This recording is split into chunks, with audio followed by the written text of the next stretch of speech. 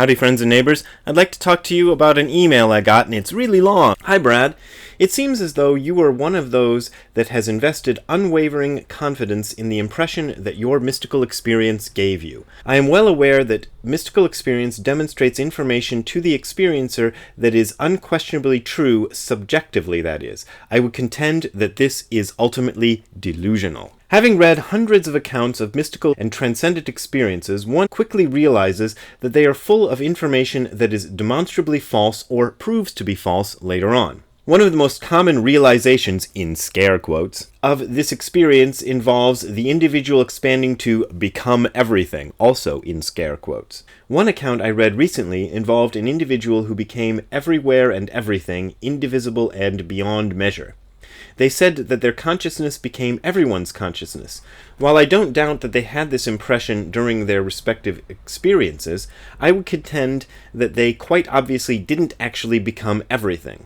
For instance, experiencing all consciousness would entail simultaneously experiencing the private flow of events of all 7 billion human beings on Earth, not to mention all other sentient creatures. In addition, actually becoming all other beings would seemingly entail a collapse of all of the private flow of events being experienced at that moment by all beings into one singular experience. In other words, if he actually became all other beings in that moment, then it would necessarily follow that all other beings became him. Thus, all of the beings in existence would be having the same identical experience in that moment. But we obviously know that this did not happen, as this mystical experience, like all experiences, was individuated and discrete, happening to only one person. It was experienced by one particular consciousness at one particular time and place, and that is the irony. Experiences in which all individuality and separateness seem to dissolve away still occur as private, i.e. separate, experiences occurring to distinct individuals. All experiences, even the experience of transcending individuality, is experienced by only one individual.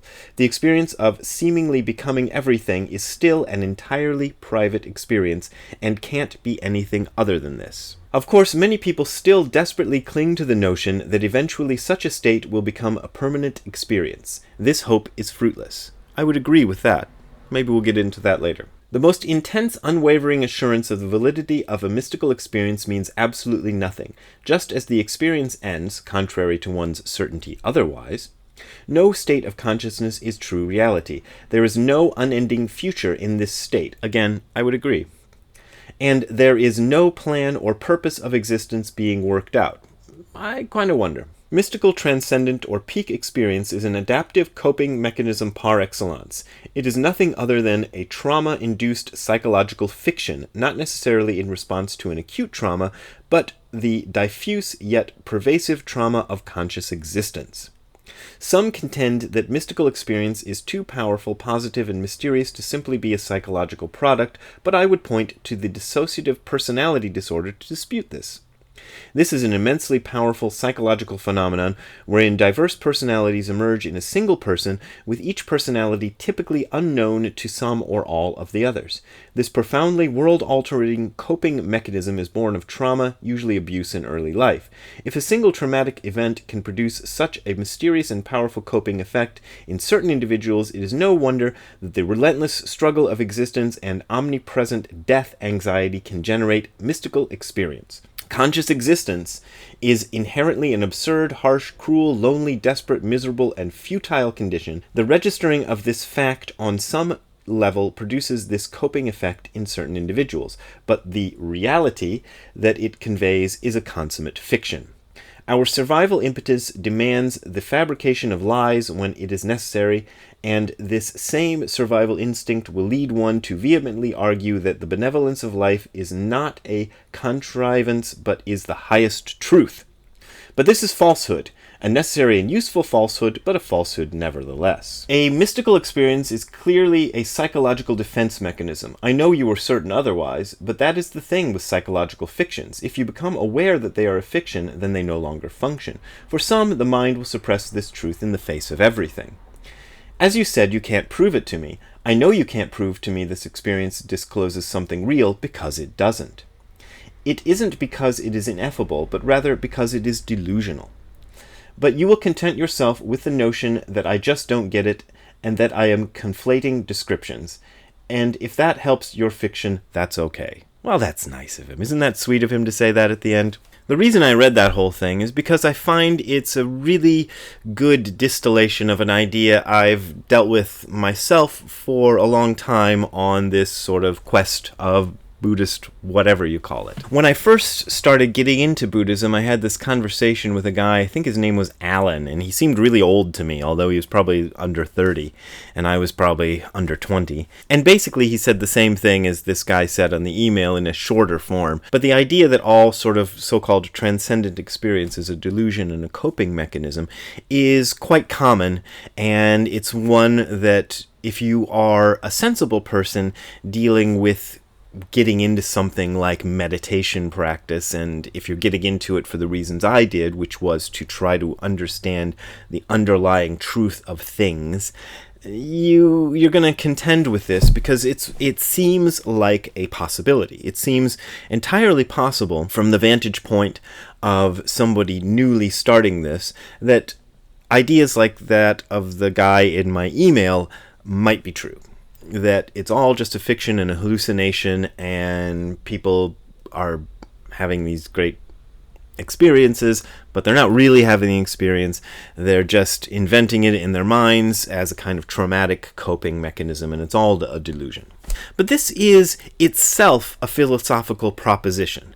It is based on the idea that our senses are perfectly recording and conveying to us exactly what is out there, and that our mind is able to integrate this information from the senses and coherently assemble it into something that is the exact representation in our brains of reality out there. So you believe that what you're seeing is what's actually out there, what you're hearing is what's actually out there, what you're tasting, so forth and so on. I always had a little bit of trouble with this idea because it seems to me that we can't really rely on the senses entirely.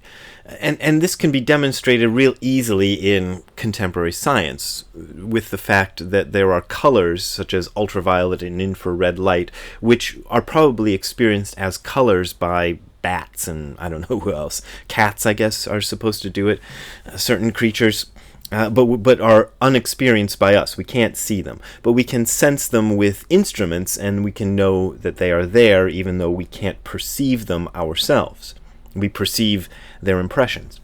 It seems to follow from me that there might be aspects, in fact there might be a lot of aspects of the world in which we live that we cannot experience through our senses, and that we cannot even track with instruments and such like, because they lie outside the range of what we are able to take in. I tend to feel that we are living in this kind of mysterious world, and this has been borne out by my experience during meditation. One of the interesting things you can do with a meditation practice is look very deeply into the mystery of consciousness. I'm putting consciousness in scare quotes like my correspondent put certain words in scare quotes because I'm a little dubious of the whole concept of consciousness. But for want of a better word, that's what it is. So if you sit for long periods, and you do this every day. I do it for an hour a day, and I've been doing it for 30 odd years, an hour a day, pretty much consistently, and then 10 or more hours a day on certain periods of my life. So I'm really crazy. You start to see the depth of the fictions that you accept as reality, and you start to see it on a kind of a visceral level. My correspondent is kind of comparing the so-called mystical experience to a delusion or maybe a hallucination. I don't think he uses the word hallucination, but I think that's implied there. And there is a quality to these experiences that is totally unlike a hallucination. I've had hallucinations. I've done LSD and shrooms. I've actually had auditory and visual hallucinations in my life. I don't know quite where they came from, but I know what a hallucination is like, and a hallucination has a certain quality to it. This doesn't have that quality to it. It is more like a gradual emerging of a different way of understanding and a kind of deep distrust of the very things that my correspondent is basing his ideas upon. The idea that, for example, the sense information I get is the whole of what is going on. Another aspect of this that I find interesting is his insistence that reading hundreds of accounts is equivalent to understanding them. It would be like saying that watching hundreds of hours of pornography is equivalent to understanding sex. I think somebody who's never had sex but has only watched pornography would get a different idea about sex from what actually goes on when one or more people have sex. Well, I guess it's usually more than one person, but two or more people have sex. That's a different experience from watching pornography. And doing a meditation practice for 30 years and then writing about the fruits of that experience is quite different from actually reading that account is quite different from actually experiencing the thing upon which that account is based. And there are aspects of what I am talking about that cannot be conveyed in words any more than I could explain sex to you, and then you, not having ever experienced sex, could understand what sex is. It might give you a kind of a broad idea of what to expect when sex actually happens, but the real experience is going to be totally different. Another aspect of this that I find interesting is the writer's obsession with future events, that this is predictive of the future. One of the interesting aspects that you get into with Dogen is a different view of time, that time is always the present moment, and that outside of the present moment might lie something. Dogen refers occasionally to the moment before the present. It's kind of a phrase he uses occasionally. And this implies that he understands that these experiences that lie outside of the present moment could be considered real. The experience of the future and the experience of the past could be, in some sense, there is a reality there, but is not at all the same as the reality of the present moment. The present moment is something different. And the present moment, in fact, includes all of the past and all of the future. Now, his other point, which he makes, that this transcendent experience that includes everything can't possibly have happened because, and I guess the implication is he would have known about it, right? That's interesting as well. There is something about this kind of experience that is really, really impossible to either explain in words or, in my own case, to understand fully intellectually myself. But I know that this experience included you, and included the guy who wrote me that email, and included Richard Nixon and Vladimir Putin and Napoleon Bonaparte and a Tyrannosaurus Rex and everything. Yet there's no way I can prove that, and it just seems kind of weird. So, I'd like to defer to tradition a little bit. There's a book called Transmission of the Light, Denko Roku in Japanese, and it was written by Keizan, one of Dogen's Dharma descendants. And it's supposed to be a record of the enlightenment experience of famous Buddhist masters, or every master in Dogen's lineage, I think, is included in this somehow. The first one is Shakyamuni Buddha's, and I'll read it to you because it's very short. Shakyamuni Buddha saw the morning star and was enlightened, and he said, "I and the great earth and beings simultaneously achieve the way." Now, the source of this quote is Chinese. The earliest place I've been able to find it is in Keizan's Transmission of the Light. I believe Keizan drew it from an earlier Chinese source. But as far as we know, historically, this doesn't go back to Buddha. There's nothing in the Pali Canon, for example, the earliest records we have of Buddha's life, in which Buddha says this. So we don't know exactly where this was invented, but it's part of the tradition. And it's probably part of the tradition because this is the experience that all of us who have this experience kind of go through.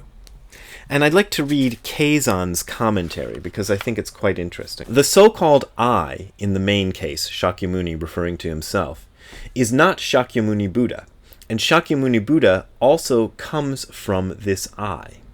Not only does Shakyamuni come from it, but the great earth and beings also come from it.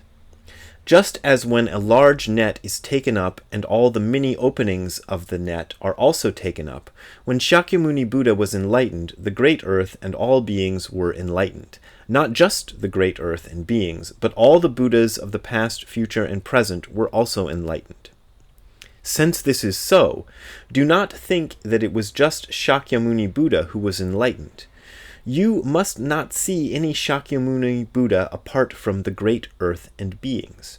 Even though mountains, rivers, and their myriad forms flourish in great abundance, none are left out of the pupil of Gautama's eye. Gautama is another word for Shakyamuni Buddha, the original Buddha, the OG Buddha. All of you here are also established in the pupil of Gautama's eye, which includes all of you listening to this talk I'm giving on this video. Not only are you established in it, but rather it is enfolded within you. Also, the pupil of Gautama's eye becomes the fleshly body. It becomes the whole body of each person, standing like an 80,000-foot precipice in each. Therefore, do not think that from the distant past to the present there was an eye's bright pupil and distinct people. You are the pupil of Gautama's eye. Gautama is the entirety of each of you. And it goes on for about another half page, and it's interesting stuff, and I encourage you to take a look at it. But this is kind of a common idea, that it includes everyone and everything. How it includes everyone and everything, I don't know. And why all of us don't experience it all of the time, I also don't know.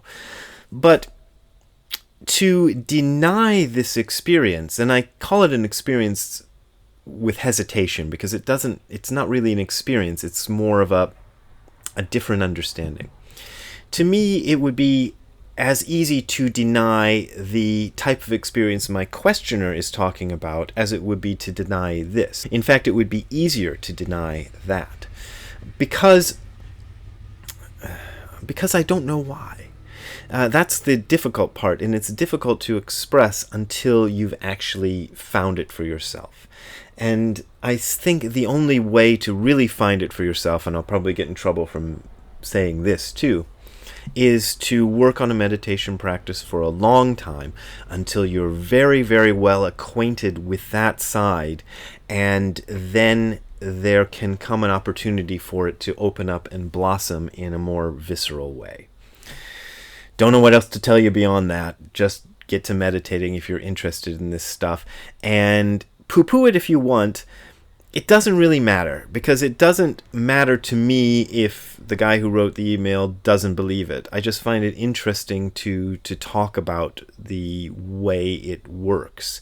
If you don't want to believe it, it's fine with me. It doesn't change anything. So there you go. If you're interested in donating to my ability to keep on talking about this stuff and saying crazy stuff on the internet, there are links below to my Patreon account and to a PayPal account where you can send money to me. Also, currently, the Angel City Zen Center is doing a fundraiser. I will leave a link to that as well below because I would like you to support them. Just remember, as I said in the last video, the money you send to Angel City Zen Center, 0 of it goes to me, like nothing. They don't pay me a salary. I'm not an employee there. I don't stay there. I don't live there. This is not the Angel City Zen Center you're seeing behind me. Nothing goes to me. I still got to pay my rent. So send money to them, but don't just decide you're not going to send money to me and you're going to send it to them instead, because that'll screw me over big time. So thanks a lot. See you next time. Bye.